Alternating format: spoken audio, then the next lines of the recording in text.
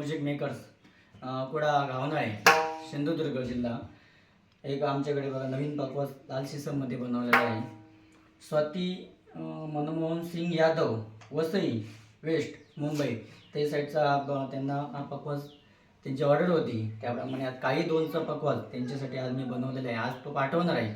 फक्त 3 वाद्यावर आहे, तो एक वाद्यावर मी करणार आहे। फक्त आवाज चेक करण्यासाठी, साऊंड चेक करण्यासाठी वाजवून दाखवतो बघा।